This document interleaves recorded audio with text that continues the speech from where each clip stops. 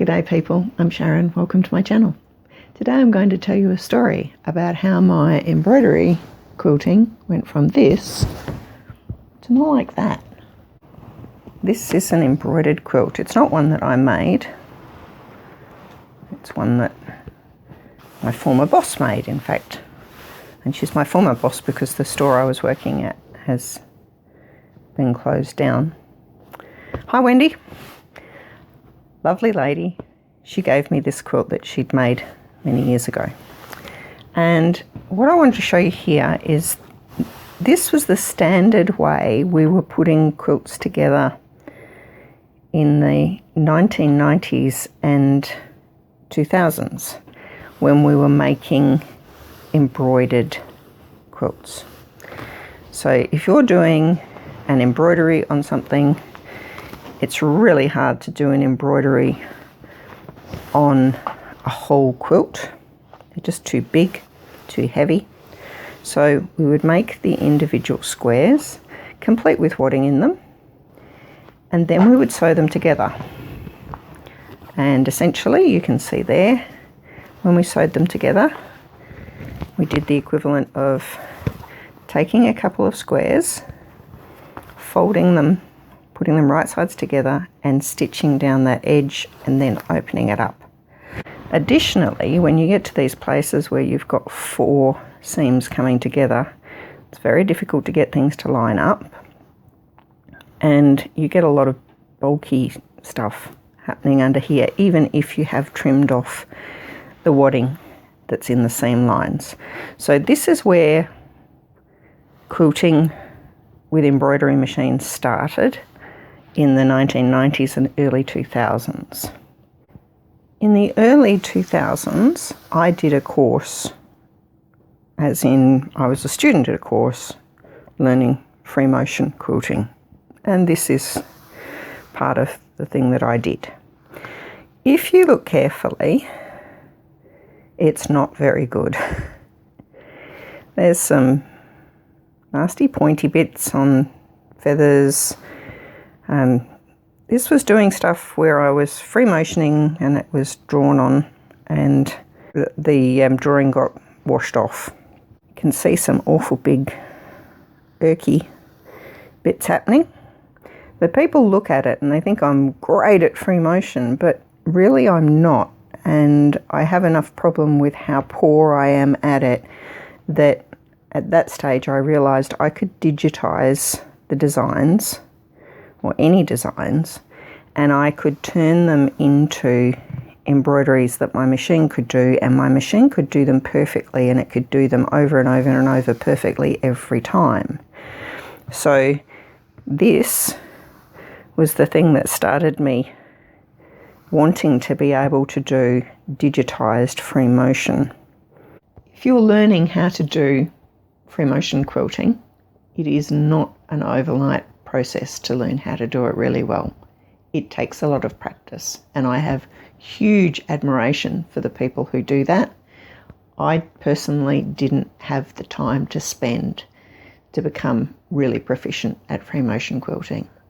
This is my first digitizing of that same design that I just showed you. So a feathered wreath with stippling in the middle, stippling around the outside, and for some reason I made it 10 centimetres by 10 centimetres. I think my brain just told me that you had to do things in nice round numbers like that. And then a friend looked at it and she said, well, why can't you do it the 14 centimetres that our machines can do? And immediately the designs were made bigger. But perhaps more importantly, you can see that this, I was trying to put it together the same way that that other quilt was put together. So I was making squares, laying them right sides together, stitching down the edge and opening up. It's really hard to get things to match, and it doesn't look like a whole cloth quilt. And I wanted this to end up looking like a whole cloth quilt. So that's when I started investigating as many kinds of Quilt As You Go as I could. This is a quilt that I made in 2006, and I was trying to use the standard Quilt As You Go method for this. You can see this is actually a design that I presented a few weeks ago with the butterfly on it.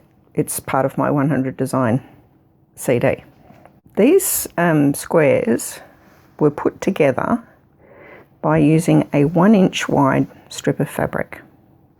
So the 1-inch wide strip of fabric would be sewn, laid down here and stitched on with a 1/4-inch seam allowance, and then the other edge of that would be taken over here and stitched down with a 1/4-inch seam allowance, and hopefully at that point when you open them up you would get a 1/2-inch piece of fabric here, and you did, sort of. I think you can probably see some of them are a bit narrower, some of them are a bit wider. That's one of the major problems with this way of doing things, because you're trying to get those seams exact. There's a very high probability that you won't, because it's sewing is just not that perfect. So, and at this stage it's just held together with a single piece of fabric down there. On the back, having opened them out, you then had to stitch a piece of fabric 1.5 inches wide to one of the sides, fold it over and hand stitch it down on the other side. There is still only this piece of fabric here, which is actually 2 pieces of fabric, and 1 piece of fabric on the other side that's holding this together. And to make matters worse, you have to do all of this hand stitching down one side for 2 strips before you can join the 2 strips together. I was about halfway through doing this quilt when I realised I had a better way. So 2006 was the point when I realised, whilst halfway through doing that other quilt with all the horrible hand stitching on it, that if I butted 2 squares together and zigzagged over that join, I had a nice flat piece of quilting, but I needed to do something to cover that join. It was also around this point that I realised that once those joins are zigzagged together, that is absolutely solid. Whatever I'm doing on the top or the bottom is not really necessary for the stability of the quilt. It's just decorative.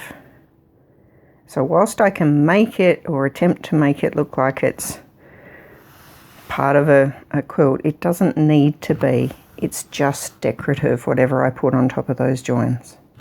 In 2006, having forced myself to finish that other quilt with all the hand sewing on it, I made this one. And this one, as you can see, the designs are bigger. They're 20 centimetres by 20 centimetres, because by this stage I had bought my Janome Memory Craft 11,000. And by the way, if you've got a 500E, 550E or 400E, this size square is perfectly possible to do in those machines. I stitched out all my designs, I zigzagged them together, and it was time to cover the joins. On the back I put ribbon on, and that ribbon is actually a little bit narrower, I think you can probably see there, than the 1/2 inch tape. And the reason I did it that way, I didn't want that to extend too far in the back. I certainly didn't want it to be visible on the front where I'd stitched it on. So using a thread that matched this ribbon, I stitched the ribbon down, and then I went to the front. On the right side I used a blanket stitch to sew that tape onto the quilt. And if you were so inclined and you wanted to do a lot of hand stitching, you can certainly applique that tape onto the front And you don't necessarily have to do it with a blanket stitch. You could do it any way you wanted to. And just for funsies, here's one very small little sample piece that I did, and I put braid, Gimp braid, over the joins, and it looks stunning. I think that original quilt I showed you with all of the embroidery stuff on it and so on, this would have looked magnificent on that. I probably would have needed to mortgage my house to buy the Gimp braid, but it looks stunning. So on the back, I just did ribbon. Ribbon's cheap and cheerful for the back, and the back doesn't matter very much. Put the ribbon on, and then the Gimp braid on the top. And one of the really super big advantages of the Gimp braid is that when you're stitching it on, the stitching is just not visible. I think you'll see. You pretty much cannot see, almost cannot see. There's some little bits here where I can see where the stitching of that braid is. So when you put that kind of covering on, or lace, if you had crocheted lace, and if you're the sort of person who's got a lot of time to spend, you like doing crocheting or whatever, you could maybe crochet your own lace to go over the joins.